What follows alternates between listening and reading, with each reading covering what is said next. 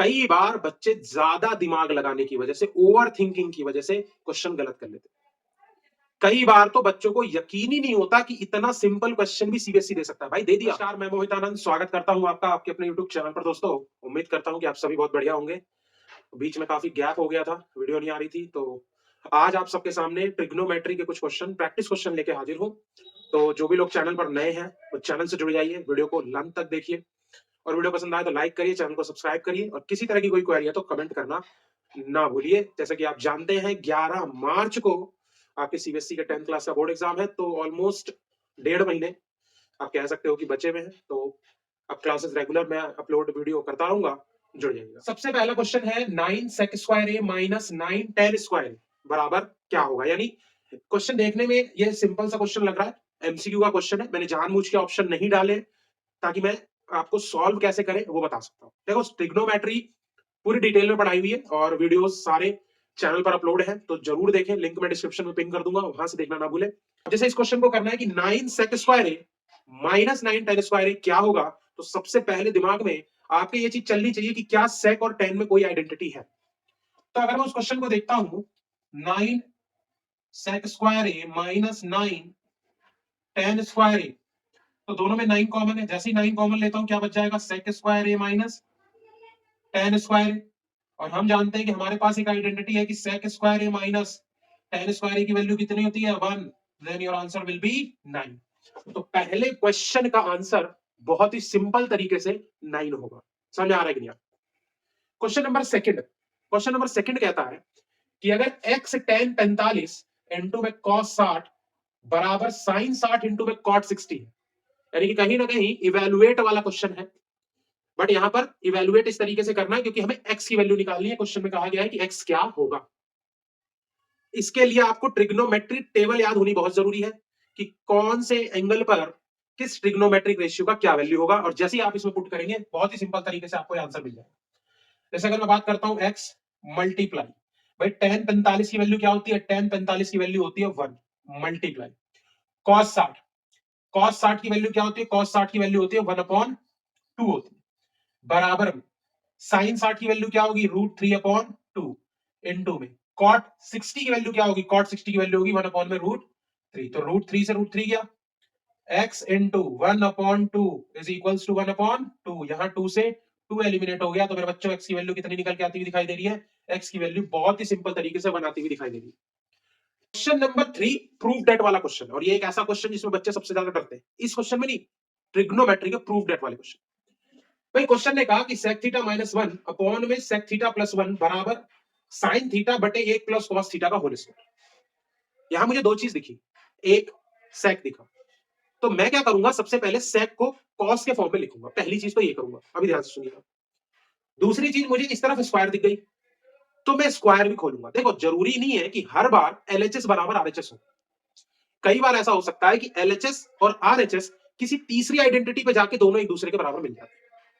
यानी कि हमें LHS और RHS को दोनों को सॉल्व करते करते किसी एक आइडेंटिटी पे, किसी एक पॉइंट पे, किसी एक वैल्यू पे लाके दोनों को क्या कर देना है? इक्वल कर देना, ऑटोमेटिक हो जाएंगे। जैसे अगर मैं कहता हूं कि sec थीटा माइनस 1 अपॉन में sec थीटा प्लस 1, इसको लिखो, तो भाई sec को मैं क्या लिख सकता हूं? 1/cos plus 1 minus 1। sec को मैं क्या लिख सकता हूं? 1/cos plus 1।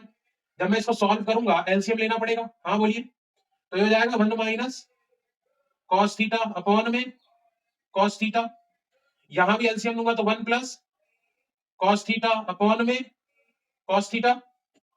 अब हम जानते हैं सबसे ऊपर वाले की सबसे नीचे वाले से और बीच वाले की बीच वाले से मल्टीप्लाई होती है, तो cos थीटा इस cos थीटा को एलिमिनेट करेगा तो क्या बचेगा? 1 minus cos theta 1 plus cos theta. हमारी एलएचएस यहां आके रुक गई। अब मैं एक बार देखता हूं कि क्या मेरी आरएचएस मुझे कुछ दे रही है। तो जैसे ही मैंने स्क्वायर खोला, ऊपर क्या बन गया? Sine square theta upon 1 plus cos theta का होल स्क्वायर। ध्यान रखिएगा, कई बच्चे इसे 1 प्लस cos स्क्वायर थीटा भी लिख देते हैं। अरे भाई, वो a प्लस बी का होल स्क्वायर है। ये चीज ध्यान रखनी बहुत जरूरी है। समझ में आ रहा है कि नहीं आ रहा? अब एक बात बताइए, मैं साइन स्क्वायर थीटा को क्या लिख सकता हूं? अब ये क्यों मेरे दिमाग में आ रहा है? मेरे दिमाग में इसलिए आ रहा है क्योंकि मुझे दिख गया कि मेरे को ये प्रूफ करना है। तो नीचे तो 1 प्लस cos थीटा आ गया, लेकिन साथ में स्क्वायर ले आया, अगर इस स्क्वायर को हटाना है तो ऊपर 1 प्लस कॉस थीटा चाहिए जो उसको एलिमिनेट कर दे। समझ में आ रहा है कि नहीं आ रहा? भाई साइन स्क्वायर थीटा को क्या लिख सकता हूं, 1 minus cos square theta upon में 1 प्लस कॉस थीटा का होल स्क्वायर। अब अगर आप ध्यान दें तो यहाँ पे एक आइडेंटिटी बनती हुई दिख रही है, a square minus b square that is a minus b और ए प्लस बी। समझ में आ रहा है कि नहीं आ रहा? और वो आइडेंटिटी ये वाली है। क्या मैं इसको 1 माइनस कॉस थीटा लिख दूं? हाँ बोलना पड़ेगा। और क्या मैं इसको 1 प्लस कॉस थीटा लिख दूं? क्योंकि भाई a square minus b square upon में 1 प्लस कॉस थीटा का होल स्क्वायर, क्या इस स्क्वायर से ही कटा तो जो बचा 1 minus cos theta upon 1 plus cos theta. क्या यही मेरी एलएचएस थी? क्या यही मेरी आरएचएस थी? क्या ये मेरा क्वेश्चन हेंस प्रूव्ड होता हुआ दिखाई दे रहा है? हाँ बोलना पड़ेगा। उपाय नहीं है कोई, बिल्कुल एकदम शानदार तरीके से इस क्वेश्चन को हमने कर लिया। ये क्वेश्चन नंबर 4 अगेन एक इवैल्यूएट का क्वेश्चन। तो अगर आप वीडियो के इस पॉइंट तक पहुंच गए हैं तो क्वेश्चन शुरू करने से पहले आप बताइए कि आपके हिसाब से क्वेश्चन नंबर 4 का आंसर क्या होना चाहिए। इतने में ब्लैक बोर्ड को क्या कर लेता हूं, रब कर लेता हूं।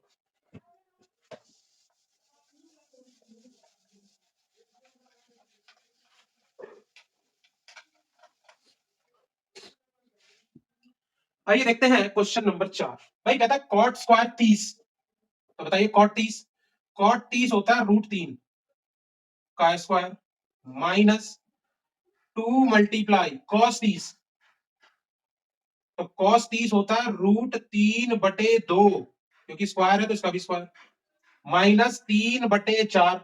अब सेक 45 आ रहा है तो कॉस 45 का रेसिप्रोकल, कॉस 45 क्या है 1/√2, तो ये हो जाएगा √2 का square plus 1/4 multiply cosec square 30 क्या होगा, कॉसेक स्क्वायर 30 होगा 2 का स्क्वायर। अब अगर इस वैल्यू को सॉल्व करूं तो √3 का स्क्वायर 3 माइनस 2 गुने √3 का स्क्वायर 3, 2 का स्क्वायर 4 माइनस 3/4 गुने √2 का स्क्वायर 2 प्लस 1/4 गुने 4, 4 से 4 गया, 2 दूनी 4, 2 दूनी 4, भाई 3/2 माइनस 3/2 प्लस का 1 आ गया। अब क्या होना चाहिए आंसर, भाई हमने एलसीएम ले लिया तो 3 दूनी 6 माइनस 3 प्लस का तो 6 6 12 माइनस 6 तो 6/2 आंसर कितना आता हुआ दिखाई दे रहा है, 3 आता हुआ आंसर दिखाई दे रहा है। यानी हमारे क्वेश्चन नंबर 4 का जो आंसर है वो मुझे 3 मिल रहा है। इवैल्यूएट वाले क्वेश्चन में the thing is most important is value putting, कि आप ट्रिग्नोमेट्रिक रेशियो के उस एंगल की वैल्यू सही पुट करें, वो सबसे ज्यादा इंपॉर्टेंट है।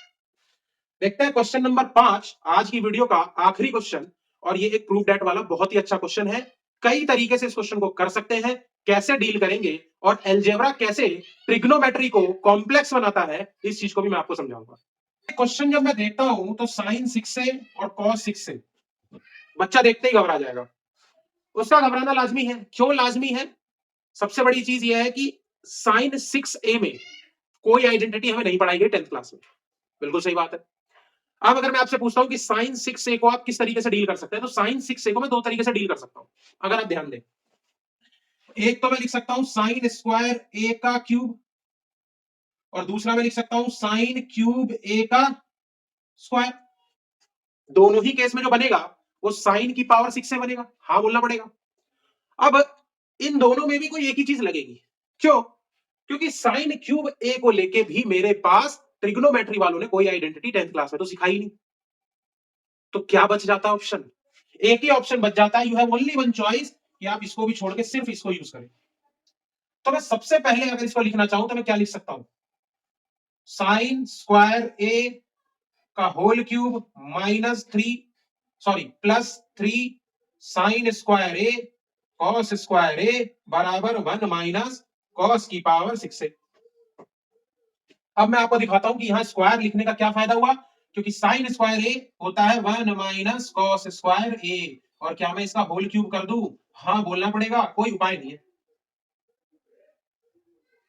और राइट हैंड साइड में क्या चल रही है, 1 माइनस कॉस 6 से। अब अगर आप ध्यान से देखें तो यहां पर एक आइडेंटिटी लग रही है, that is a minus b का होल क्यूब। वो क्या होता है, a cube minus b cube minus 3ab, a minus b. समझ में आ रहा है कि नहीं आ रहा? हाँ बोलना पड़ेगा। A cube minus b cube minus 3ab a minus b. अगर मैं इस आइडेंटिटी को इसके रूप में खोलूं तो मैं क्या लिख सकता हूं भाई, एक का cube minus cos square a का cube minus 3 into 1 into cos square a 1 minus cos square, ये लिख दिया मैंने। अब मुझे एक बात बताओ, 1 माइनस कॉस पावर 6 से, हाँ बोलना पड़ेगा, माइनस 3 कॉस स्क्वायर ए इंटू, ये बताओ 1 माइनस कॉस स्क्वायर ए को क्या लिख दू, साइन स्क्वायर ए। और ये तो जो इतनी बड़ी चीज है वो इसकी आई है, ये वाला टर्म तो अभी रह ही रहा है। अरे समझ आ रहा है मैं क्या बोलना चाह रहा हूं कि नहीं बोलना चाह रहा हूं? सिमिलरली यहां भी ये चीज लिखूंगा। अब मुझे एक बात बताइए, क्या ये प्लस और ये माइनस वाला टर्म एक दूसरे से एलिमिनेट हो गया? तो एलएचएस में क्या बचा मेरे बच्चों, 1 माइनस कॉस की पावर 6 से, राइट हैंड साइड में क्या चल रहा था, 1 माइनस कॉस की पावर 6a। तो क्या यही मेरी राइट हैंड साइड है? क्या मेरा क्वेश्चन प्रूफ होता हुआ दिखाई दे रहा है? और हाँ बोलना पड़ेगा, वीडियो को लाइक करना पड़ेगा, चैनल को सब्सक्राइब करना पड़ेगा और कमेंट करना पड़ेगा कि आपको मजा आ गया इस वीडियो। इस क्वेश्चन को बहुत सारे तरीके से किया जा सकता है। जैसे एक तो मैंने बिना बिना किसी सफलिंग के किया, और ये चीज चलनी चाहिए आपके दिमाग में। जैसे क्वेश्चन आए कि भैया 6 में तो आइडेंटिटी ही नहीं है, तो 6 को 3 की पावर 2, 2 की पावर 3 लिख सकता हूं। अब 3 वाले में भी आइडेंटिटी नहीं है, क्योंकि साइन क्यूब थीटा की तो कोई आइडेंटिटी पढ़ाई नहीं हमें 10th में, पढ़ाई तो स्क्वायर की है, तो क्यूब वाला वैसे एलिमिनेट हो गया, एक चीज बच गई। अब साइन को जैसे 1 माइनस कॉस स्क्वायर लिख दिया, a माइनस बी का होल क्यूब लग गया, that is a cube minus b cube minus 3ab a minus b. Solve करा, धुआं उड़ गया। ठंड के दिनों में क्वेश्चन ने दिमाग में गर्मी पैदा कर दी। समझ में आ रहा है कि नहीं आ रहा है? इसी क्वेश्चन को आप बहुत तरीके से सॉल्व कर सकते हैं। इस वाले टर्म को, एक इस वाले टर्म को भी लेके आप इस क्वेश्चन को सॉल्व कर सकते हैं। आप रीसफलिंग करके एक तरफ साइन 6 से, एक तरफ कॉस 6 से को रख लो और बाकी को दूसरे तरफ रख लो, तब भी इस क्वेश्चन को कर सकते हैं। उम्मीद करता हूं कि आज की ये वीडियो आपको बहुत ही बढ़िया तरीके से पसंद आई होगी। नेक्स्ट वीडियो में ऐसे ही कुछ मजेदार क्वेश्चंस के साथ आपके सामने आऊंगा। तब तक के लिए अपना ध्यान रखें, पढ़ाई करते रहें, कोई क्वेरी हो तो कमेंट करें। धन्यवाद।